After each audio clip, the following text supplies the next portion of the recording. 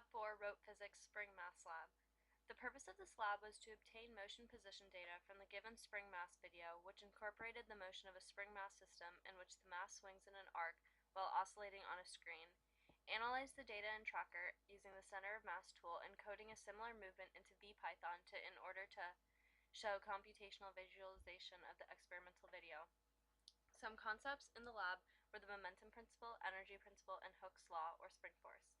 It was found that the spring mass system does satisfy the energy principle, and that the momentum principle will be helpful in predicting the motion of the object, and that the drag force catches up with the spring force, and that there is a round-off error. The predicted motion of the mass followed a very similar pattern as the experimental data found in Tracker. Here is a roadmap of what we'll be learning in the video. Tracker, code samples, physics concepts, the experimental versus computational model, and further discussion questions. In Tracker, motion position data was found by using the center of mass tool and setting the calibration stick to be 0.7 meters from the fixed point to the point where the mass is hanging, which is said to be the origin. Therefore, the mass hangs in the negative y direction. The given mass oscillates and the spring moves up and down. From the data found in Tracker, the XY positions that were determined were placed in a CSV file used to compare the computational data found from the model. The initial conditions of the spring mass code are the initial mass of the ball, which is 0.402 kilograms. The initial position, ball.pos, is the vector negative 0.131, negative 0.744, and 0.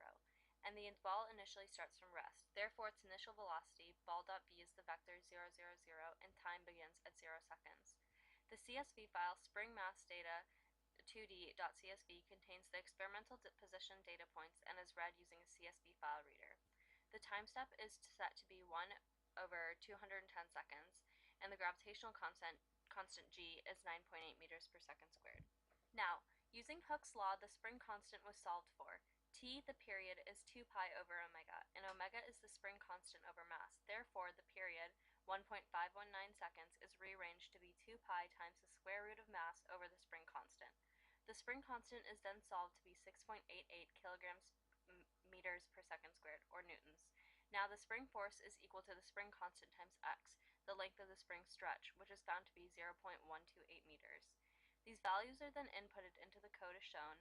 The new length of the spring at each time interval is shown by the code L equals ball.pos minus spring.pos.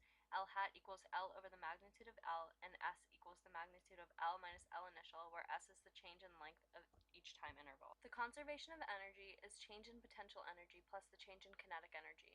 The three types of energy present in the system are gravitational potential energy, spring potential energy, and kinetic energy. Gravitational potential energy is mgh, and spring potential energy is 1/2 kx squared. Kinetic energy is 1/2 mv squared. These values are inputted into the code as shown, with k as kinetic energy, ug as gravitational potential energy, and us as the spring potential energy. Onto the while loop, which is run for 9.307 seconds, the length of the cropped video. The energies are first initialized as k, ug, and us. The values of these variables change as time passes. F grav is shown to be in the negative y direction, as was in Tracker. F spring is negative k times s times s times L hat. This is Hooke's law, as per stated earlier. F net is the sum of these two forces. Now, Newton's second law is incorporated into the code by the line ball.v equals ball.v plus F net over ball.m times delta t in order to predict the new positions, and the velocity is updated. The position and the length of the spring also changes by the following code. In the last part of the while loop, the equations shown earlier are inputted so that these values can be updated in the visual module when they were initially set. Now the code can be run. A graph showing all the energies in the system is also shown. The blue line is the change in kinetic energy, the red line is the change in spring potential energy, and the green is the change in gravitational potential energy. These are the three energies in the system that were discussed earlier. The yellow line is the total energy of the system, which is 3 of those energies summed, which is also equal to 0. When the model and experimental positions are shown on the same axes, it can be seen that they are both very similar and there is little discrepancy between the two. But these discrepancies are the drag force the spring experiences as time goes on that slows it down, and the human error in choosing the center of mass. On to the discussion questions. Going back to the energy principle, since there is no work being done on the surroundings, the only energies are gravitational potential, spring potential, and kinetic energy, because only the Earth, spring, and mass were in the system. Since there is no outside work being done on the system, delta E is equal to W.